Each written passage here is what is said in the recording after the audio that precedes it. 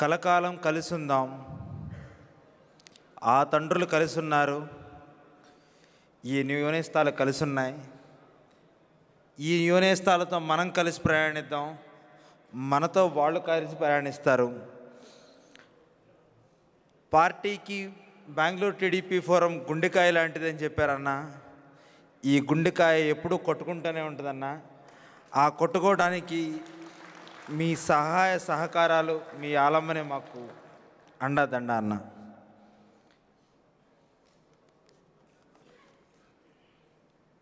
ఎవరి కోసం చూస్తున్నాం?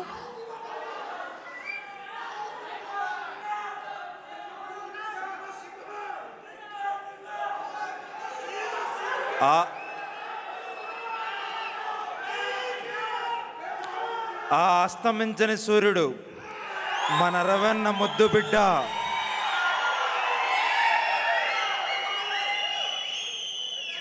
మన అమ్మ సునీతమ్మ గారాల బిడ్డ, రాయలేని రతనాల సీమకి సింహం మన శ్రీరామన్న మన గురించి 2 విషయాలు చెప్పవలసిందిగా కోరుతున్నాం.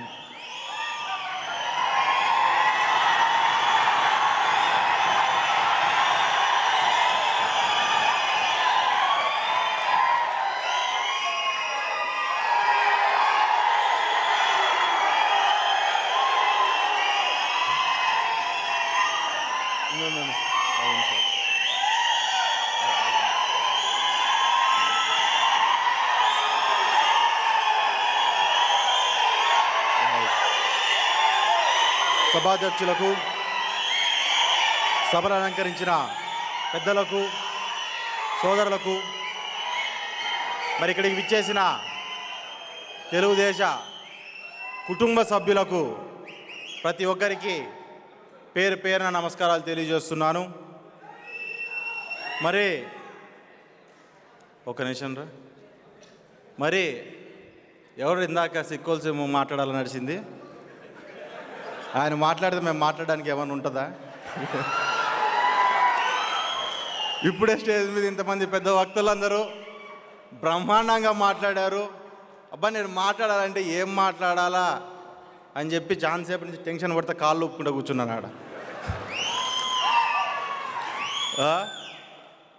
మరి నేను అవి ఇవి చెప్పడం కంటే పొద్దున నేను మా వీరు అన్న ఇద్దరు హైదరాబాద్ నుంచి ఫ్లైట్లో వస్తున్నాం. ఫ్లైట్లో వస్తున్నప్పుడు మా ఇద్దరి మధ్య పెద్ద వాదన గురించి చెప్తా. వేరే స్పీచ్ చెప్పడం ఇంకో దానికంటే కూడా వాదన చాలా ఇంట్రెస్టింగ్ అని అనిపించింది, చాలా మంచి కాన్సెప్ట్ అనిపించింది. అది మీకు చెప్పాలనిపిస్తుంది ఇప్పుడు, కాబట్టి నేను చెప్తాను. ఒక వాదన ఏంటంటే టీడీపీ తెలుగుదేశం పార్టీ అది పార్టీనా లేకుంటే ఒక మతమా అనే దాని మీద. అంటే ఇంకోసారి రిపీట్ చేస్తాను, టీడీపీ ఒక పార్టీనా ఒక మతమా అనే దాని మీద మా ఇద్దరికి గట్టిగా చర్చ జరిగింది. ఇక్కడ చాలామంది ఉన్నారు, పెద్దలు చాలామంది ఉన్నారు, చదువుకున్న వాళ్ళు చాలామంది ఉన్నారు. చిన్న ప్రశ్న అడుగుతా, మతం అంటే ఏంటి అన్నది ఎవరైనా ఒక 2 ముక్కల్లో, అంటే ఎక్కువ మనం దాని గురించి చెప్పేది రే మతం అంటే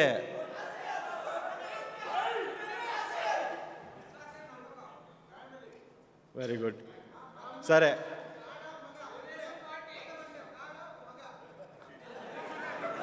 రే డైవర్ట్ అవుతాను ఆపు. నేను చెప్తా, అంటే నాకు అర్థమైన పద్ధతిలో నేను చెప్తా. ఒక మతం అంటే ఒక మెరుగైన జీవితాన్ని ఒక మంచి బాటలో, ఒక విలువలతో కూడిన మాటలతో, విలువలతో కూడిన సంబంధాలతో మనము ముందుకెళ్ళాలి అని చెప్తూ, ఉదాహరణకు ఒక తండ్రికి కొడుక్కి ఏ రకమైన రిలేషన్ ఉండాలి, ఒక అన్నకి తమ్ముడికి ఏ రకమైన రిలేషన్ ఉండాలి, ఒక తల్లికి కొడుక్కి ఏ రకమైన రిలేషన్ ఉండాలి అనేది హిందూ మతంలో ఒక దళపతి రాముణ్ణి చూసినప్పుడు మనకు తెలుస్తుంది. మరి అదే రకంగా ఏ పద్ధతిలో మనం ముందుకెళ్ళాలి, ఒక సిద్ధాంతాన్ని, ఒక పద్ధతిని, మన చుట్టూ జరుగుతున్న సమస్యల్ని ఏ రకంగా ఎదుర్కొంటూ ఒక క్రమశిక్షణతో ముందుకెళ్ళాలి అన్నది మహమ్మద్ ప్రవక్త మాటల్లో మనకు అర్థమవుతుంది. అక్కడ ఉన్న సమస్యల్ని ప్రాణాలకు తెగించి కానీ ఎదుర్కొని ఒక విప్లవకారుడు జీసస్ క్రైస్ట్ జీవితాన్ని చూస్తే మనకి ఈరోజు అర్థమవుతుంది ఒక మతం అంటే ఏంటి అన్నది. మరి మతం అంటే ఇవన్నీనా అనుకుంటే దీన్ని టీడీపీతో మనం పోల్చుకుంటే ఏ రకంగా ఉంటుందనేది మనం ఆలోచన చేయాలి. శబరి ఎంగిలి తిన్న రాజు రాముడయ్యాడు. కానీ మన రాష్ట్రంలో ఆ రోజుకు ఉన్న దారుణమైన పరిస్థితులను గుర్తు చేసుకుంటే పటేల్ పట్వారీ సిస్టాలు కావచ్చు, లేకుంటే రెడ్డి కర్ణాల వ్యవస్థలు కావచ్చు, ప్రతి ఒక్క దాన్ని కాలరాస్తూ నియంతృత్వ పాలనను ప్రజాపాలనగా మార్చి బడుగు బలహీన వర్గాల్ని గుండెకద్దుకొని మన అన్న ఎన్టీఆర్ దేవుడయ్యాడు మన కళ్ళకు. అక్కడే కాకుండా ప్రజా సొమ్ము ప్రజలకే చెందాలి అనే ఒక గొప్ప ఆలోచనతో ₹2 కిలో బియ్యం అని చెప్పి ఈ రాష్ట్రంలో ప్రజల సొమ్ము ప్రజలకు అందేటట్టుగా వేసిన మొట్టమొదటి అడుగు మన అన్న నందమూరి తారక రామారావు గారిది. మరి దాంతోపాటు ప్రజలకు సమస్య వచ్చినప్పుడు మనిషికి మనిషే తోడవాలి, ఎవడో వస్తాడు ఏదో చేస్తాడు అన్న దానికంట మనిషికి మనిషే తోడవాలి అని చెప్పి రాష్ట్ర వ్యాప్తంగా విపత్తులు మనకు వచ్చినప్పుడు జోల పట్టుకొని గ్రామము టౌను సిటీను వాడ తిరిగినప్పుడు ఆయనలో ఒక పెద్ద మానవతావాది కనపడుతూ మనకు ఇవ్వాల్సిన మెసేజ్ ఏ రకంగా ఇవ్వాలనుకుంటున్నాడో కూడా మనకు ఆ రోజు జరిగిన సంఘటనలు చూస్తే అర్థమవుతాయి. మరి అదే కాకుండా మహిళలు ఉన్నారు. ఆ రోజు మహిళలకు కూడా ఒక సమాన హక్కును కలిగించి ఇంట్లో తల్లి బాగుంటే ఇల్లు బాగుంటుంది, ఇల్లు బాగుంటే కుటుంబం బాగుంటుంది, కుటుంబం బాగుంటే ఊరు బాగుంటుంది అని చెప్పి నమ్మి వాళ్లకు ఆస్తిలో సమాన హక్కుని కలిగించి ఒక అభ్యుదమైన ఆలోచనకు ఆయనకున్న ఆలోచన ఆయన బయటకు పెట్టారు. మరి అభ్యుదయంగా అంతా ఆయన ఆలోచన చేస్తే మొగోడు కంటే ఆడదేం తక్కువ అనే ఆలోచనతో చంద్రబాబు నాయుడు గారు ప్రతి మహిళను చైతన్యవంతుల్ని చేసుకుంటూ డ్వాక్రా సంఘాలు పెట్టి మన గ్రామాల్లోకి చిన్న చిన్న బిజినెస్లను తీసుకొచ్చి ఆయన నిలబెట్టాడు. ఇవన్నీ జరిగిపోయిన సంఘటనలు. అంటే ఇవన్నీ ఎవరైనా చెప్తే నేను మీకు చెప్పాల్సిందే. కానీ నేను బాగా దగ్గర నుంచి చూసి, అంటే ఎందుకంటే ఆ రోజుకి మాకు వయసు లేదు, మాకు అంత ఆలోచన చేసే పరిజ్ఞానం లేదు, ఆ పరిధి లేదు, ఎందుకంటే చిన్న పిల్లలం ఆ రోజుకి. మరి నేను అవన్నీ ఏం చెప్పినా ఎవరో నాకు చెప్పినారో ఆ చెప్పినవన్నీ తీసుకొచ్చి నేను అచ్చుకుద్దినట్లు మీకు చెప్పే పనే ఉంటుంది. సో అవన్నిటి గురించి వద్దు. మనకు జరిగిన 5 ఏళ్ళు దగ్గరుండి చూసాం కాబట్టి 5 ఏళ్ళ గురించి మాత్రం మాట్లాడుకుందాం. ఇప్పుడు 5 ఏళ్ళగా చంద్రబాబు నాయుడు గారిని బాగా కొంచెం దగ్గరగా చూడడం మొదలుపెట్టాం. ఎందుకంటే ఆయన నాయకత్వంలో మేము పనిచేయడం మొదలుపెట్టింది గత 5 ఏళ్ల ముందు నుంచినే. కాబట్టి చంద్రబాబు నాయుడు గారిని దగ్గరగా చూడడం మొదలుపెట్టాం. ఆశ్చర్యం వేసింది, ఒక మనిషిలో ఇన్ని క్యారెక్టర్లు ఉంటాయా అనేది. ఏంది ఒక మనిషిలో ఇంత క్యారెక్టర్లు ఉంటాయంట. అంటే చంద్రబాబు నాయుడు గారిలో ఒక ఇంజనీర్ని, ఒక నాయకుడిని, ఒక రాజకీయ నాయకుడిని, ఒక ఆర్థికవేత్తను, మరి అన్నిటికంటే ముఖ్యంగా ఒక విప్లవకారుణ్ణి. ఇది కొత్తగా ఉంటుంది ఈ పదం చంద్రబాబు నాయుడు గారిని పోల్చినప్పుడు. అదెందుకో చెప్తా. ఒక విప్లవకారుణ్ణి, ఇంకా ముఖ్యంగా చూసుకుంటే ఒక బాధ్యత కలిగిన తండ్రిని. ఈ కోణాలన్నీ మనం చంద్రబాబు నాయుడు గారిలో నేను స్వతహాగా నాకు అర్థమైన విధంలో నేను ఆయన దగ్గర గమనించినవి. ఒక బాధ్యత కలిగిన తండ్రి అని ఎందుకన్నానంటే, కుటుంబం రోడ్డున పడినప్పుడు తన పిల్లల్ని కుటుంబాన్ని దగ్గరకు అద్దుకొని పిల్లలకు బంగారు బాటలు వేసి ముందుకు నడిపించేవాడు ఒక బాధ్యత కలిగిన తండ్రి.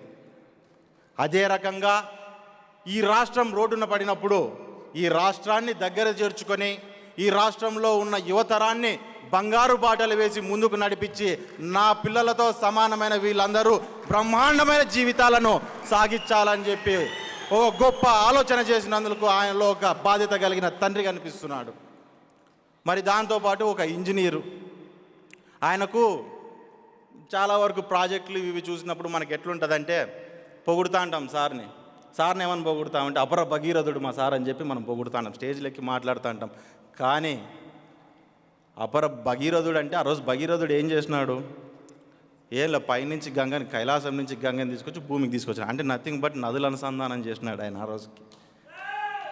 ఈ దేశంలో మన పురాణాల్లో జరిగిన 1000-2000 ఏళ్ళ కిందకి ఈ రోజుకి చూసుకుంటే నదుల అనుసంధానం చేసిన వాళ్ళు ఇద్దరే, ఒకటి భగీరథుడు, 2 చంద్రబాబు నాయుడు గారు. కాబట్టి అది అచ్చమైన పోలిక.